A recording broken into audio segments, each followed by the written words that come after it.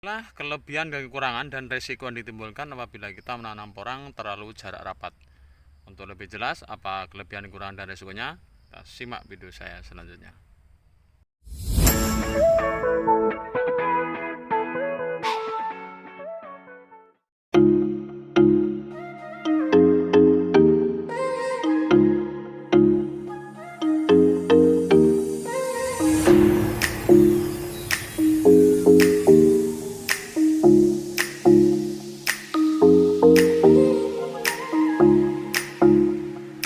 Halo sobat petani porang di seluruh Nusantara, dimanapun Anda berada.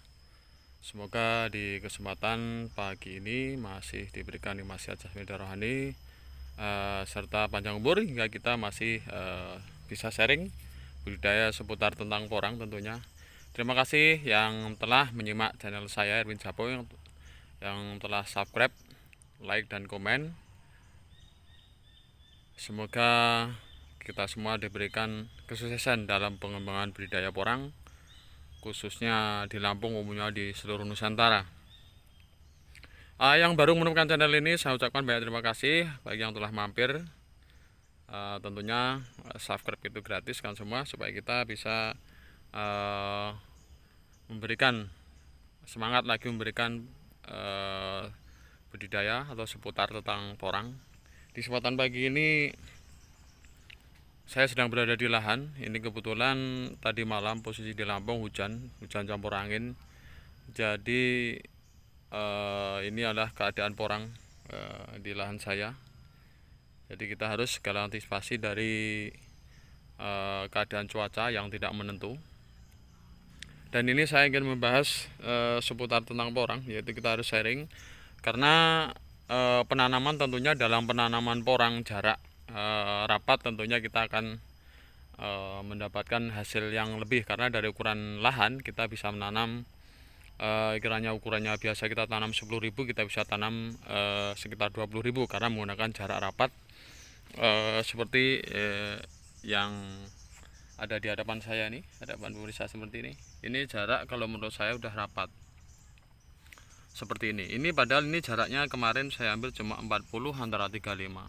Tapi setelah masa pertumbuhan porang ini keterlihatannya sangat rapat, karena kalau kita menanam porang terlalu jarak rapat ini adalah mempunyai keunggulan ataupun mempunyai kekurangan dan kelebihan tersendiri. Di hal pertama, kita mempunyai kelebihan waktu cuaca panas, kita bisa mengurangi kelembapan, jadi porang tetap terjaga dan tumbuhannya tetap subur kalau di cuaca panas. Tapi dalam cuaca musim sekarang udah bulan 1 ini Januari, jadi ini cuaca udah normal, jadi hujan di Lampung udah normal, jadi 2 hari sekali ataupun 1 hari sekali, bahkan sore hujan, malam pun udah hujan. Jadi faktor ini sangat untuk jarak rapat kurang dominan kalau bagi saya. Karena apa? Kenyataannya ditanam jarak rapat yang seperti ini kita tidak dapat penimbunan ulang. Kata orang Jawa bilang kita nggak bisa ngimpuk, karena kalau kita tidak bisa ngimpuk atau penimbunan ulang seperti ini contohnya, jadi tanah yang tadinya gulutan ini terkikis oleh air, lama-lama kelamaan jadi gulutan yang kita bikin dulu seperti itu akan habis. Dan tentunya dalam penanaman porang ini lama kelamaan ini seperti contohnya akar porang akan kelihatan dan contoh seperti ini ada di depan saya ini contoh porang akarnya akan kelihatan. Jadi umpama kita mau taburkan pupuk, kalau kita tidak bisa penimbunan tanah atau penimbunan ulang, ini sia-sia pupuknya ini akan hanyut ataupun terkikis oleh air kalau kita berikan, kecuali pupuk kita kocor. Jadi kedua, kalau pertama jarak rapat itu bagi saya kurang efisien. Karena apa? Kekurangannya yaitu kita dalam perawatan kurang, karena kita tidak bisa melakukan penimbunan tanah. Karena kita mau ngambil dari sisi sebelah kanan atau sebelah kiri, ini udah sebelah kanan terlalu rapat, jadi kita mau ambil tanah dari sini. Ini akar yang di sini, akar yang ini ataupun akar tumbuhan di sini akan putus kena cangkul. Karena jarak kita terlalu rapat, kita tidak bisa melakukan penimbunan. Kelemahannya kalau waktu musim hujan, contohnya seperti ini kawan. Ini kelemahannya karena kita tidak bisa melakukan penimbunan. Ini kelemahannya kalau musim hujan tanah itu akan basah dan seperti ini porang akan rongkat ataupun roboh seperti ini. Ini karena kurangnya penimbunan tanah supaya kita agar tetap kokoh, karena kan kalau pangkal yang ditimbun kita semakin kokoh apabila ada hujan angin. Cuaca sekarang ini dia akan bisa menjaga dari kekuatan. Nah, contohnya seperti ini. Ini lahan saya sendiri kawan. Ini karena terlalu rapat ini, contohnya pada ambruk kayak gini. Ini karena tidak ada penimbunan ya, seperti itu. Jadi ketika umpama kita melangkah pun agak sulit karena kita terlalu rapat. Kita mau melangkah membersihkan gulma atau bagaimana, kita tetap kesusahan. Ketiganya ini karena pada tunas yang pertama, yang kedua ini kan sangat lembut sekali, masih lunak, masih lemes. Jadi kalau jarak terlalu rapat kita bisa kesenggol ataupun kena kita, ini pasti akan patah seperti ini. Ini daunnya akan patah seperti ini kalau terlalu jarak rapat.